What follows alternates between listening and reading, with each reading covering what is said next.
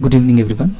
Welcome to Bajirao IAS Academy daily current affairs analysis session. So today is 24th March 2024, and today we have some important current affairs that we have covered in different newspapers, and one by one we'll be discussing about all these important current affairs in a very detailed manner, right? So going ahead, we will be starting this session with the first very important article, and that is with respect to tuberculosis and how to ensure equitable health coverage. So we all knew that tuberculosis is a chronic disease. So what is a chronic disease? A disease which is a long-term disease, and it is not easy to eliminate that particular disease, right? So if any disease is a non-communicable disease and a disease which is a long-term disease, and it is not very easy to eliminate that particular disease. However, in this case, tuberculosis is a communicable disease, right? So it is a communicable disease. However, it emphasizes on the need for equitable health coverage. So equitable health coverage is very important to achieve the goal of ending TB or eliminating TB successfully from India. Now, first of all, we'll understand what exactly is tuberculosis. So we'll be understanding the tuberculosis. So in fact, when we say about tuberculosis, so it is an infectious disease that is caused by a bacteria. Now you just have to remember and understand one thing, that tuberculosis is caused by bacteria. So it is transmitted through air from a person with TB. For example, imagine that there is a person A. So there is a person A who is having tuberculosis. So if that person is having tuberculosis, imagine that this person comes in contact with another person B.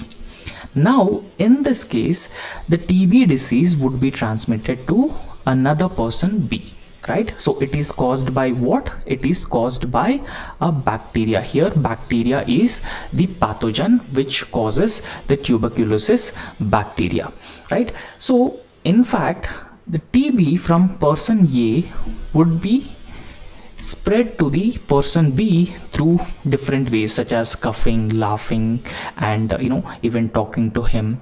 So if you come into close contact with this particular person who is already infected with the tuberculosis, so you would also gets infected with the TB, right? And in fact, so which organ, which body part of the human being would be infected by the tuberculosis? It is lungs. So when you are infected with the tuberculosis, the body part called lungs would get impacted by this, right? So therefore we have understood what is TB in a very brief manner. Now we'll understand the context, right? So in which context this particular article has been given. So the author in this article has been clearly telling us that India has achieved a tremendous progress on its way to eliminate tuberculosis, right? So India has actually done a commendable work when it comes to elimination of tuberculosis, such as molecular testing, shorter BPALM regimen. Now what exactly is this BPALM regimen? So we should understand this regimen. So this is actually a combination of 4 different drugs. So remember, this may be asked in your preliminary examination. So what is BPALM regimen? So it is a combination of 4 different drugs. So what are those drugs? We will be discussing going ahead into the lecture, but just understand this is a combination of 4 different drugs which are used for the elimination of tuberculosis, which can be used for as a cure for the tuberculosis disease, right? So India has actually adopted a set of measures to eliminate TB from India, So what are those measures that the author has specifically discussed? So the first method was molecular testing. So molecular testing particularly for the diagnosis of the disease. And second is this shorter BPALM regimen. So this is a combination of 4 different drugs and a nutrition portion or nutrition support, particularly through a program called Nikshay Poshan Yojana and the community engagement. So I hope it is very clear that these are the set of measures that the government has adopted to eliminate the tuberculosis. So how many measures that the government has taken? So molecular testing, and a combination of 4 different drugs, nutrition support through Nikshay Poshan Yojana, and the community engagement as well, right? So now we will understand the key developments in TB care. So what are the key developments in the TB care that the government has adopted so far? Now understand, firstly, so it is being felt that the total incidence of tuberculosis has been on a rapid decline. And this is evident from the fact that if you look at the data given here, that the TB incidence in India has been reduced 17.7% from 2015 to 2023, right? So around 17.7% decline in the incidence of tuberculosis from 2015 to 2023.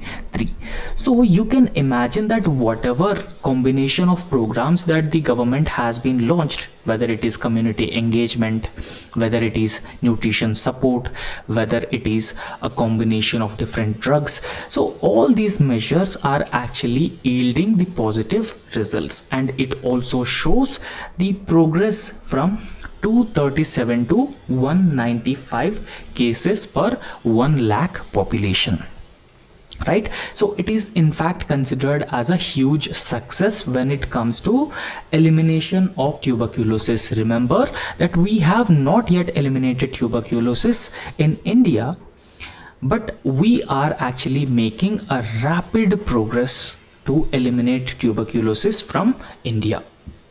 And apart from that, the author has also been telling us that the government has started new interventions. So these new interventions specifically aimed at eliminating TB. For example, a regimen called BPALM regimen. So remember that I have already told you that this BPALM regimen is a combination of 4 different drugs. So you just remember this. I will tell you what are those 4 different drugs that is in combination would be used, right? So this particular combination of 4 different drugs along with rupees 1000 would be given for the infected individual as a nutrition support, because it is also very important that whoever is infected with the tuberculosis, they need adequate nutrition as well. So as a nutrition support, the government has also been providing 1000 rupees, right? And for that, the government has launched a specific program called Nikshay Poshan Yojana. So the government has launched Nikshay Poshan Yojana. Nikshay Poshan Yojana, and this is the scheme that the government has launched, and under this scheme the government has been providing 1000 rupees of nutritional support. So I hope you have understood this, how the government has coming up with new interventions as well.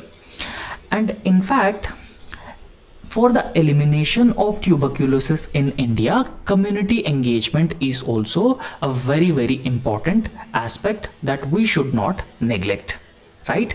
So because whoever is considered as TB survivors, for example, a person A is infected with the tuberculosis, but now he is recovered from the tuberculosis. Now this very same person who recovered from the tuberculosis, So he can educate people about the tuberculosis. He can educate about the need for the early diagnosis, the need for continuous medical care, the need for continuously taking medications which are prescribed by the healthcare professionals. So therefore, the person who already recovered from the tuberculosis regularly creates a lot of awareness among the people, right? So therefore it will promote the treatment of tuberculosis and responsiveness of people who are infected with the tuberculosis, particularly at the grassroots level. So therefore it will bring in a lot of success, and that is very important for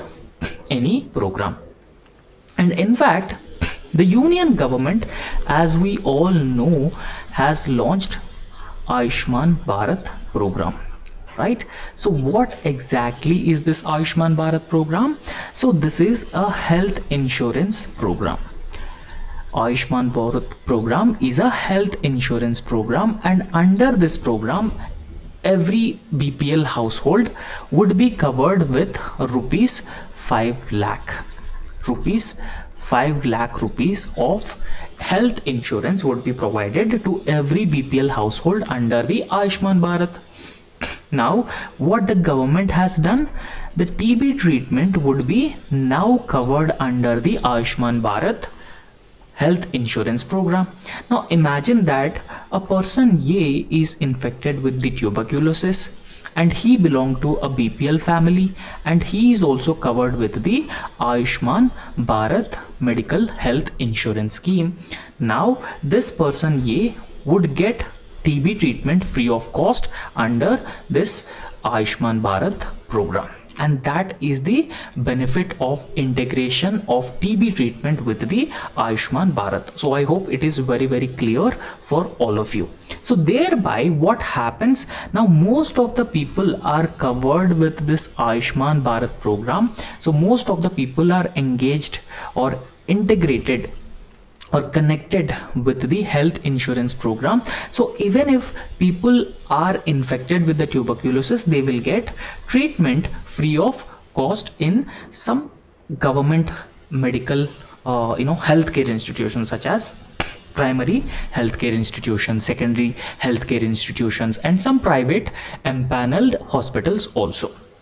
Now understand one thing, when we discuss about the tuberculosis, it is very important that diagnosis has to be done at a right time. So if you don't diagnose the disease, the patients will not take any medication, patients will not seek the professional medical assistance also.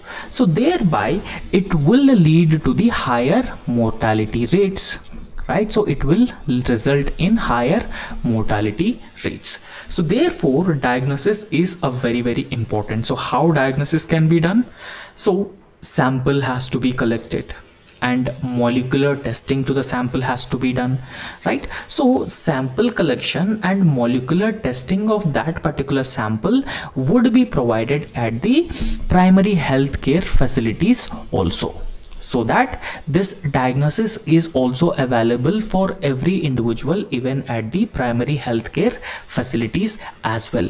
And it would result in access, it would result in affordability as well. So whatever community engagement measures that are already in place, so they can also give a fruitful results at the grassroots level. So I hope it is very clear for you, right? So as we have discussed that how nutrition is very important, so nutrition also plays a very important role when it comes to dealing with the tuberculosis, right? See, understand one thing, most of the people who are infected with the tuberculosis, around 2/3 of people who are infected with the tuberculosis are the tribal people. And in fact, most of these people who are infected with the tuberculosis are also getting food grains under the public distribution system. So despite getting adequate food from the public distribution system, they are still getting infected through the tuberculosis or by the tuberculosis. So therefore it has also been indicating that the food which is supplied through the public distribution system is not with adequate nutrition, right? So therefore food fortification, so food fortification of the food which is supplied to the public distribution system is a method that the government has been following as of now, right? So apart from that, the other thing that we have to understand, what are the different initiatives that the government has launched so far. So it is also very important for us to understand the initiatives that the government has launched so far. Now the first initiative that has to be discussed is Pradhan Mantri TB Mukt Bharat Abhiyan. So Pradhan Mantri TB Mukt Bharat Abhiyan, TB Mukt Bharat Abhiyan, right? So in this context, so this particular program is solely based on community engagement, right? So remember that community engagement in any program is very important, right? So it is a community driven initiative, and since it is a community driven initiative, it encourages people's participation in such a drive. So thereby we can actually increase the awareness about the ill effects of tuberculosis. And it is also important that the people are responsive to the initiatives or the interventions that the government has been taking. And in fact, remember that the government has a goal to eliminate tuberculosis. The government has a goal to eliminate tuberculosis by the year 2025. And we are already in 2025. So even though the government has been coming up with several initiatives to eliminate tuberculosis, so still we have the incidence or higher incidence of tuberculosis in India. So thereby a set of programs are required, and one such program is Prime Minister TB Mukt Bharat Abhiyan, and it is a community engagement or community driven initiative. And the second most important initiative that the government has launched to combat tuberculosis is a national strategic plan for tuberculosis elimination, right? And in fact, it is a 8-year strategic plan ranging from 2017 to 2025. And in fact, it is a comprehensive roadmap, and it focuses on early detection, right? So it focuses on what? It focuses on early detection, because see, diagnosis of tuberculosis is very important, right? So diagnosis of tuberculosis is very important, and the universal treatment. So universal treatment irrespective of the class, irrespective of race, irrespective of region, income status. So everyone must get the treatment for the tuberculosis. So it is very important, since tuberculosis is a communicable diseases. So it is part of a communicable diseases. It is very important to provide a universal treatment and public-private partnerships and also social support, right? So this roadmap will essentially consist of all these different components, and all these different components essentially aimed at elimination of tuberculosis by the year 2025. And similarly, another important initiative, that is Tuberculosis Harega Desh Jeetega campaign. Right? So this is an innovative campaign, and this campaign also aimed at elimination of tuberculosis, right? So like how Pradhan Mantri TB Mukt Bharat Abhiyan is a community driven initiative, in a similar way TB Harega Desh Jeetega Abhiyan is also an awareness campaign, right? So this is also an awareness campaign, and it primarily enhance or create awareness among the people about different components of the tuberculosis, such as it promotes diagnosis. Diagnosis is very important in tuberculosis. And treatment adherence is also a very important component. For example, if you are diagnosed with the tuberculosis and if you are not adhered to the treatment, because it is a chronic disease, it is a long-term disease, and you need to get a treatment for a longer period of time, and if you stop getting treatment in the midterm, you will never get relieved from this tuberculosis, because tuberculosis also develops resistance, and that makes it very difficult to cure.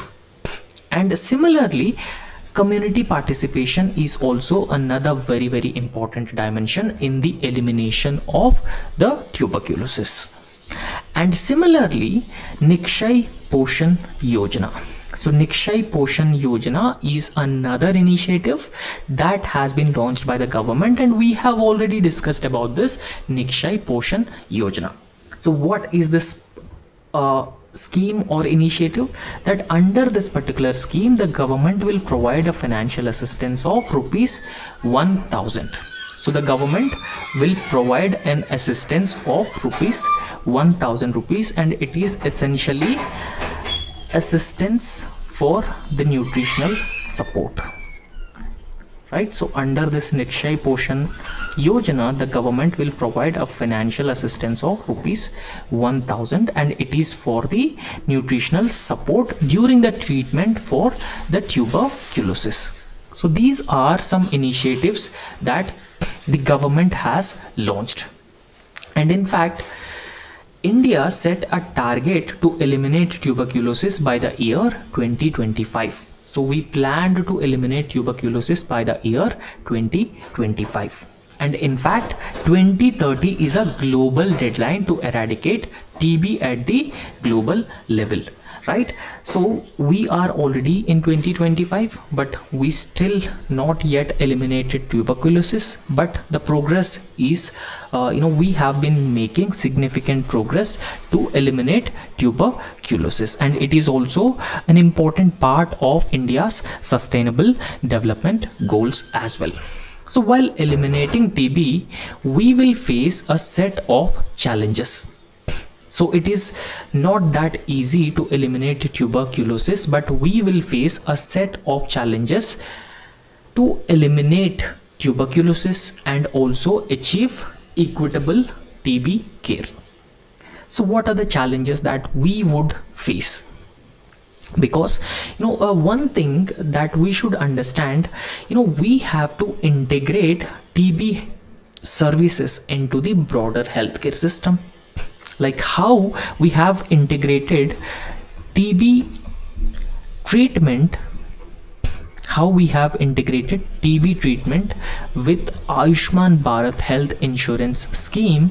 In a similar way, we should also integrate TB treatment into, or TB services, TB diagnosis, so everything into the broader healthcare system. And that is very important for the universal reach, right? So universal reach in the sense that everyone gets access to the affordable and quality treatment to the tuberculosis. Secondly, 50% of the TB patients. So we all knew that the quality of infrastructure is very poor in government healthcare facilities. So because of that reason, more than 50% of the tuberculosis patients, so they opt for private care, right? So they opt for the private care. Around 50% of the TB patients opt for the private care, and this would result in diagnostic delays and higher out-of-pocket expenditures, right? So one is the diagnostic delays, and also the out-of-pocket health expenditure. Now remember that in India, the out-of-pocket healthcare expenditure is around 43%. So therefore it indicates that there will be increase in the out-of-pocket healthcare expenditure, and diagnostic delays on the part of the tuberculosis will increase the incidence of the tuberculosis. So this is also another major problem that is associated with the that is also associated with the tuberculosis disease. And in fact, there are also disabilities when it comes to getting treatment, right? So we have to talk about the healthcare access in the areas of gender, caste, income, and other disabilities that people have been facing when it comes to the TB healthcare access. Thereby, it has been impacting the outcomes of the tuberculosis disease as well. And simultaneous screening for the tuberculosis is very important, along with other diseases such as COPD, diabetics, mental health issues, is lacking in the current system. So current system is not able to provide the simultaneous screening for the tuberculosis along with the other important diseases, and this is another area where we should work on. And even there are widespread myths and social stigma, and that is associated. So for example, imagine that a person is infected with the tuberculosis. Now there is a fear, there is a fear in that particular individual that if society know that he is infected with the tuberculosis, then society may start stereotyping him. So that social stigma and widespread myths which are associated with such infectious diseases actually deter timely testing, timely diagnosis, successful TB treatment. So people would not say that they are actually having symptoms even with their family members, and that makes the timely testing and diagnosis very difficult. Remember, initially we have discussed that there is a treatment regime, right? So this treatment regime is called as BPA-LM regimen, right? So this is a BPA-LM regimen. So what exactly is this BPA-LM regimen? So this is a combination of 4 different drugs, so that consisting of bedaquiline, tiromenate, linezolid, and moxifloxacin, right? So this combination of 4 different drugs is called as BPA-LM regimen. And in fact, this BPA-LM regimen is considered as highly effective and shorter treatment option than the previous multi-drug resistant tuberculosis treatment procedure, right? There are 2 different types of drug resistant tuberculosis. Now what is a drug resistant tuberculosis? For example, if you are diagnosed with the tuberculosis and you are under medication, since it is a long-term chronic disease, you suddenly stopped the medication in a midway. So now what happens is that the tuberculosis bacteria will start developing resistance to the medication. So even if you use medication after some time, so a tuberculosis bacteria is not responsive to those medication, and it is called as a drug resistant TB, right? So there are 2 types of drug resistant tuberculosis. One is multi-drug resistant tuberculosis, and second is extensively drug resistant tuberculosis, right? So for example, TB, which is resistant to drugs like isoniazid and rifampicin, so this is called as multi-drug resistant tuberculosis. And there is another variety of tuberculosis that is extensively drug resistant tuberculosis. So this will be resistant to isoniazid, rifampicin, and other important drugs which can be used to cure the tuberculosis disease. So however, what should be the way forward in this context? So we should have an appropriate way forward as well. So for example,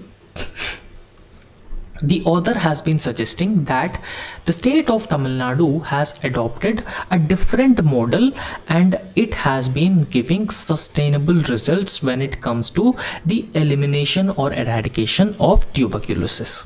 Now what model that Tamil Nadu has adopted, and this model is so successful that the author has been suggesting other states to adopt such models. For example, Tamil Nadu's TNKET, So to prioritize care for the most vulnerable and critically ill patients. For example, some people may be infected with the tuberculosis. And among these people who are infected with the tuberculosis, maybe from scheduled caste, maybe from scheduled tribes, maybe from the transgender communities, maybe from the elderly. So therefore, the care should be focused on those vulnerable sections along with the critically ill patients.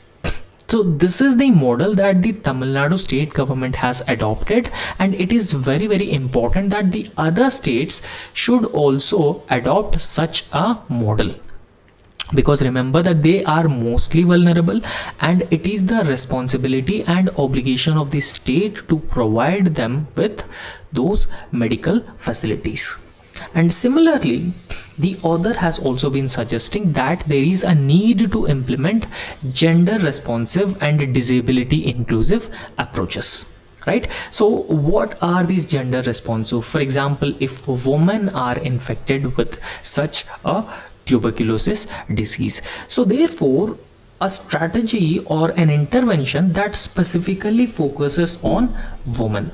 Right? For example, creation of awareness among the women about the TB diagnosis, TB treatment, TB services that the government provide. And in fact, persons with disabilities are also another vulnerable section, and the government interventions should focus on the gender and also the persons with the disabilities when it comes to dealing with the tuberculosis disease. Right? They can also be considered as approaches to remove social barriers in the tuberculosis care.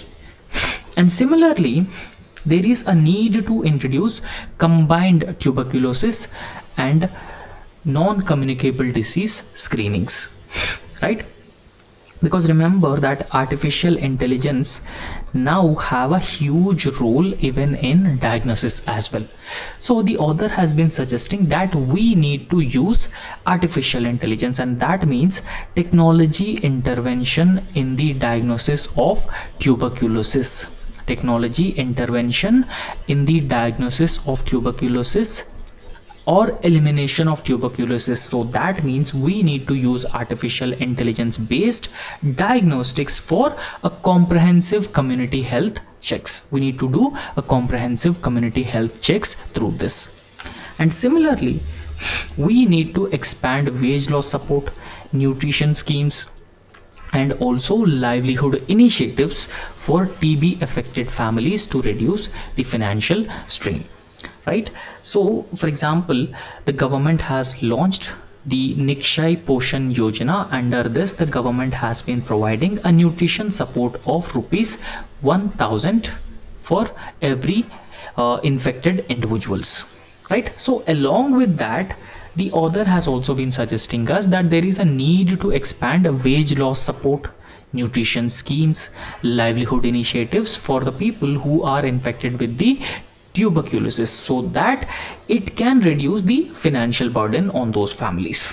And in fact, there is a need to launch a large scale campaigns for educating public. Right? So it is very, very important that there are a lot of myths and misinformation about the tuberculosis, and that has been delaying the timely diagnosis, timely services for elimination of TB. So therefore, there is a need for a large scale and a multi-platform public education campaigns to deal with the misinformation about the tuberculosis and also dispel the TB myths, and actively encouraging people to seek medical care, to seek diagnosis. So the government has adopted some strategies to end tuberculosis. One is National Tuberculosis Elimination Program, and that aims to eliminate tuberculosis by the year 2025. And there are some community engagement initiatives also that we have already discussed about this program, and TB preventive therapy to individuals who are at a higher risk of developing active TB. And similarly, Nikshay Mitras. So particularly to encourage public involvement in TB care and also awareness. And the Akshay Plus project has also been launched to trace the contact or contact tracing, testing and also managing latent TB infections. In fact, UN has aimed to eliminate tuberculosis by the year 2030, but India planned to eliminate tuberculosis by the year 2025 under National Tuberculosis Elimination Program. So I hope it is clear for all of you. And the next very important article is how Vikasit Bharat.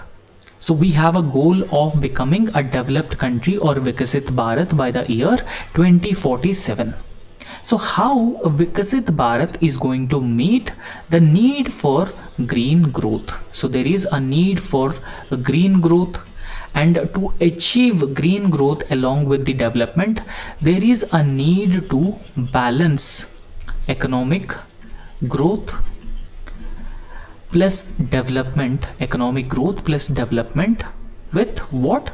With environmental sustainability, right? So with environmental sustainability.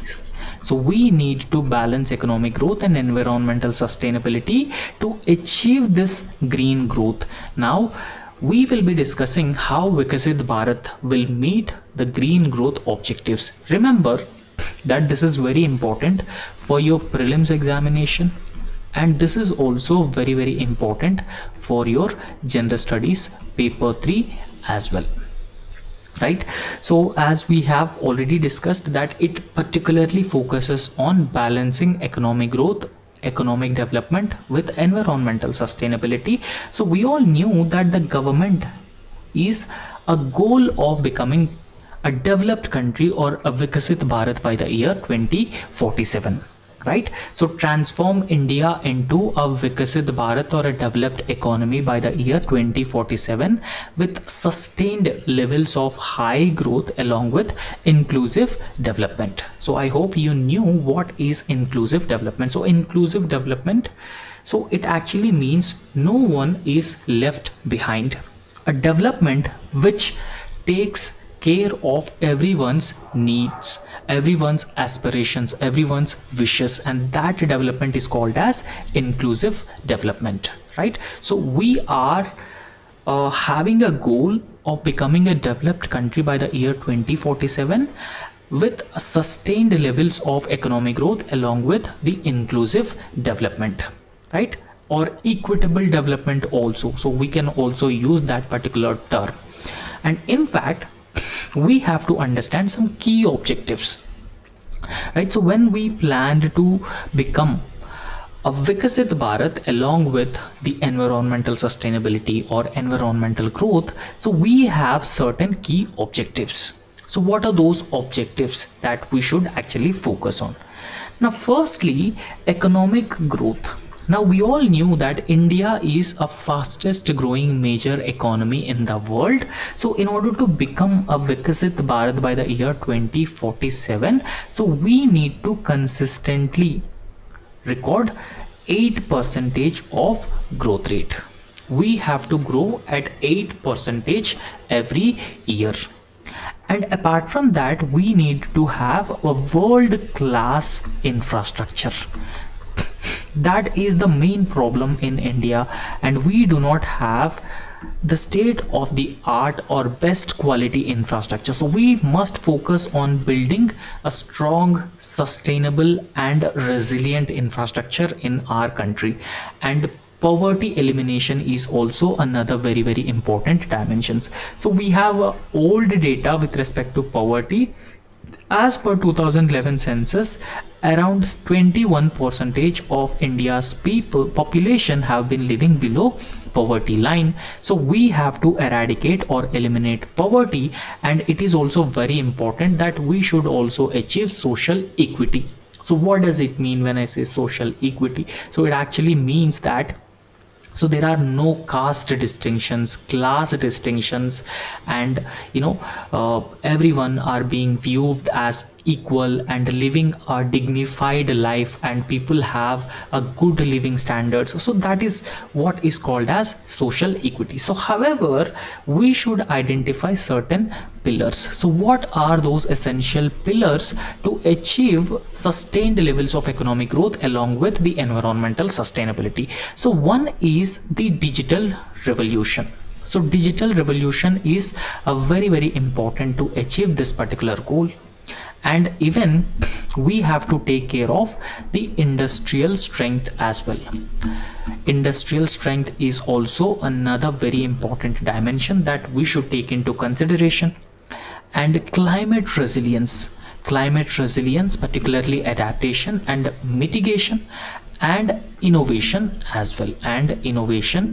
as well, right? So these are considered as the four very important pillars to achieve the economic growth and also environmental sustainability. And we also have the goal of India to become a leading geopolitical power and also a technology hub. So we wanted to become a technology hub. We wanted to become a leading geopolitical power in the world. So this is also one of the objective of us. So we will understand how green growth is going to fuel India to become a Viksit Bharat, right? So what does green growth actually means?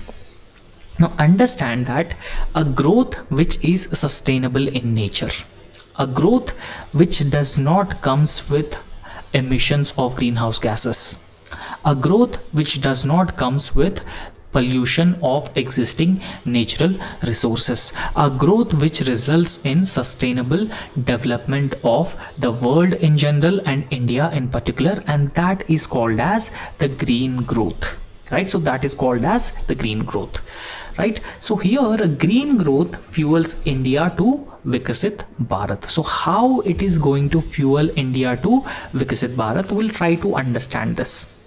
And in fact,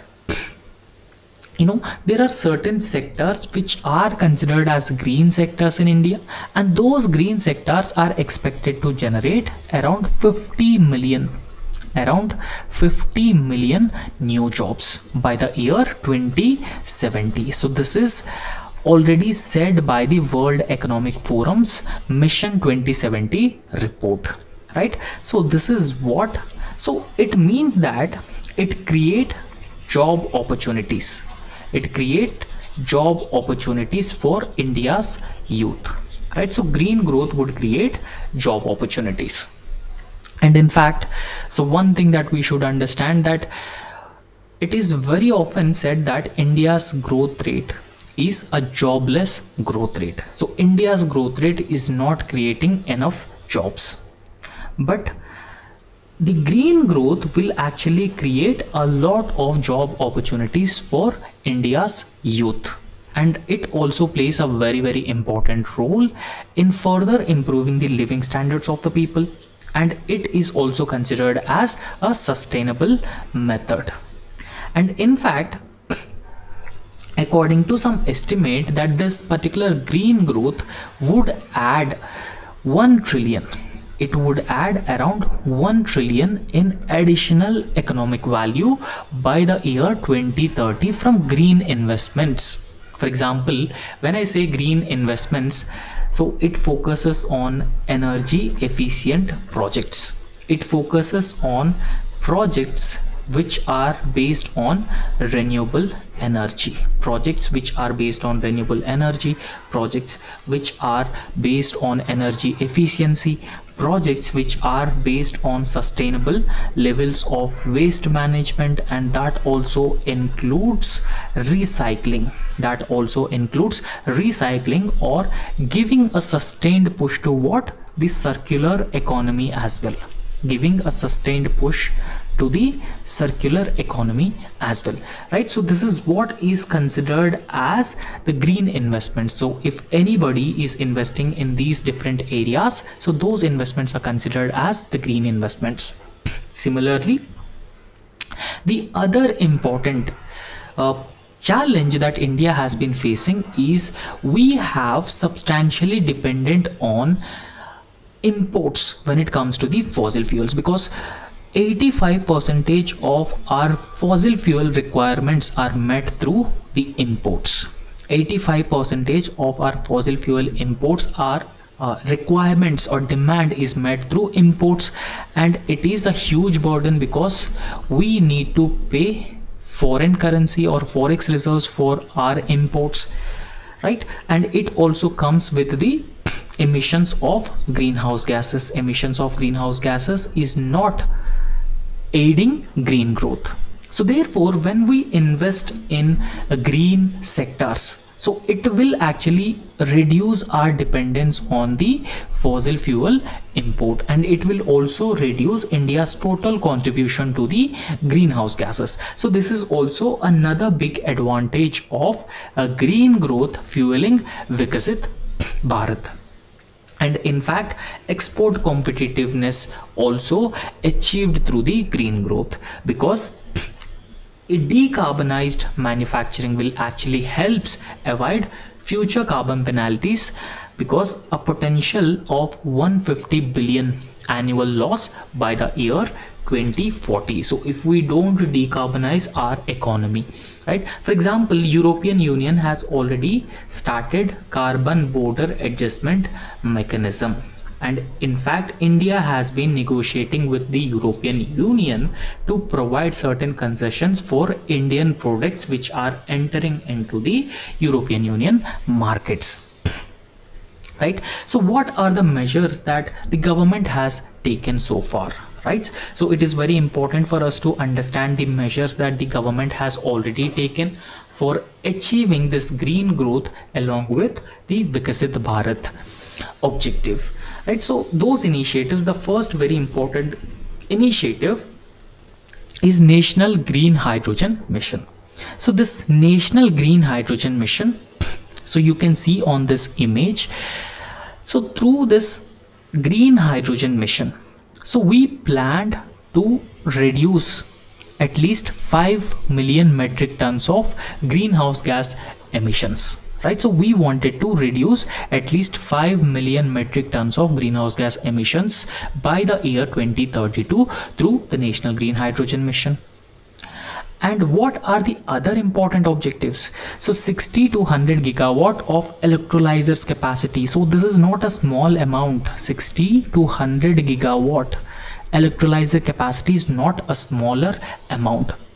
And similarly, 125 gigawatt of renewable energy capacity for the greenhouse gases, right? So green hydrogen. So 125 gigawatt of renewable energy capacity generation and associated transmission network. So see, these are some of the objectives of National Green Hydrogen Mission.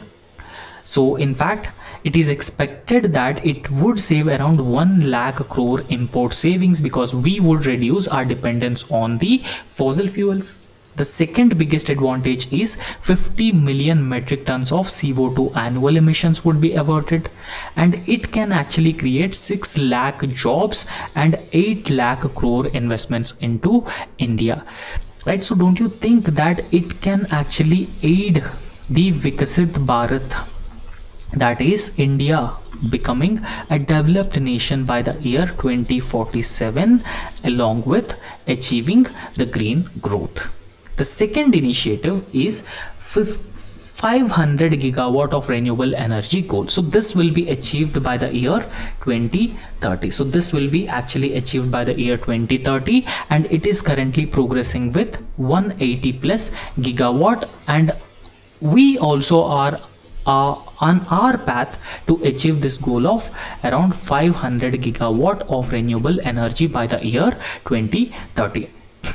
So it also includes wind energy, solar energy, geothermal energy, and all different forms of energy, right? And the government has also launched production linked incentive scheme. So this is essentially to promote the domestic solar manufacturing. solar plates manufacturing industry in India. So it promotes manufacturing of solar modules, advanced battery storage, and even the green technologies as well. And budget 2025 provisions, so it was announced 100 gigawatt of nuclear energy plan, grid scale battery production support. So all these are different measures that the government has already launched. So these measures essentially aim at what?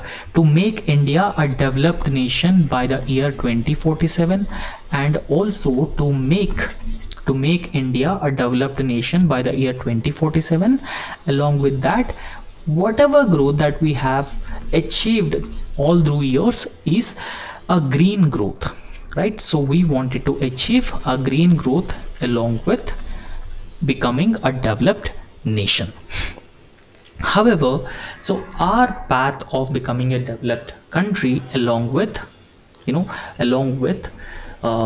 achieving green growth will face a lot of challenges. So what are the challenges that we would likely face? Now, in fact, we have dependent on coal a lot.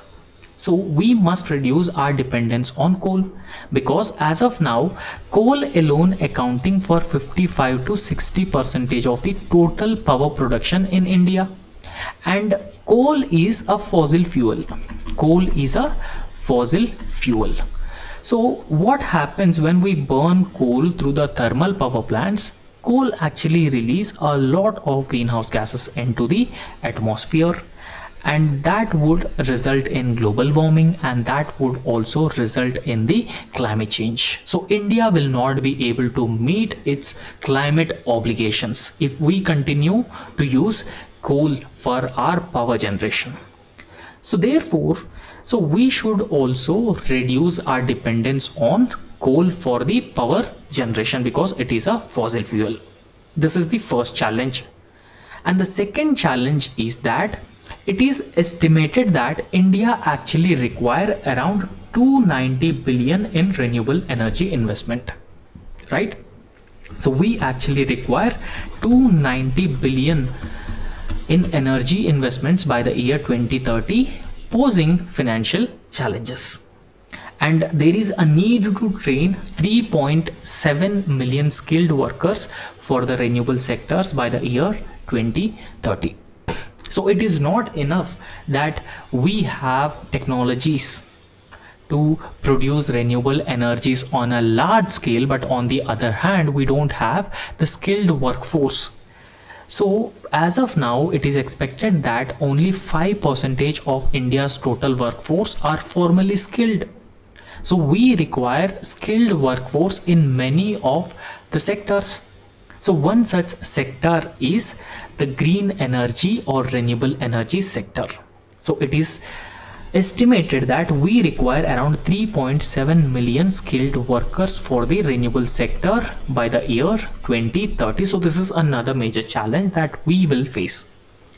And in fact, it is also expected that the heat wave conditions that are associated with the climate change, and we very often experiencing the extreme temperature. So extreme temperatures could actually reduce the GDP by around 2.5% to 4.5% by the year 2030, right? So they can actually reduce India's GDP to around 2.5 to 4.5% of GDP. So thereby the extreme heat will actually impact the agriculture sector and the labor productivity as well, because most of the unorganized sector workers will be exposed to the extreme heat conditions. And balancing fast growth with economic transition actually requires careful planning and the execution as well. So that essentially focuses on balancing economic growth with the environmental sustainability, and it actually requires a holistic, a comprehensive measures and planning from the government.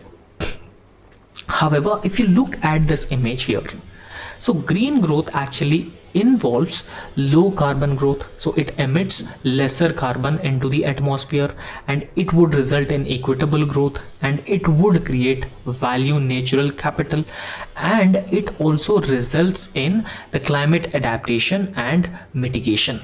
So all these different measures have to be undertaken to overcome these challenges and also become a developed country along with achieving a green growth. So I hope it is clear for you. Now the next topic is, recently India has imposed anti-dumping duty on Chinese goods, because we all knew that China has a huge competitiveness when it comes to dumping its exports into the other countries. And India is also one such country which has been facing, very often facing the dumping of cheap Chinese products into the Indian markets, and which are also distorting the Indian markets as well. Now we'll understand very briefly, in a very simple manner, what exactly is this anti-dumping duty, and then we'll proceed on to discuss this article. Now what is anti-dumping duty? Now understand that, for example, this is Indian government. This is Indian government, and we call it a domestic government. And in fact, this Indian government imposes additional tax on imported goods. For example, we have imported a car from China. So we have imported a car from China, and Indian government imposed additional tax on the imported car. And in fact, on why Indian government has imposed additional tax on this car which has been imported from China? Because this car is sold below their market price. The very same car in India, so you can see here, a country manufactures a car at $75. Imagine that a country manufactures a toy at 75, or car or a toy at $75. But on the other hand, imagine that country B is China. So country B exports the same toy car to $50. Now you go to a market, and in the market, so you find two products, product A and product B. So product A and product B are same, and one product you get for $75 and the other product you get for just $50.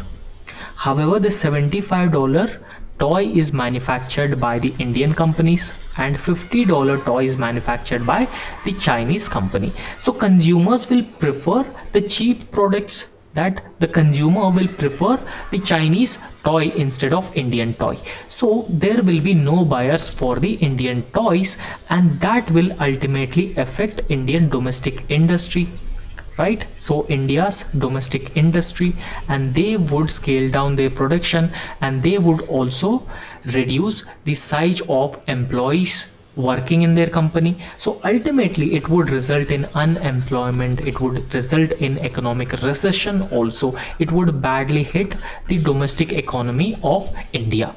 So that's why what Indian government do, so what is the difference between Chinese toy and Indian toy? It is $25.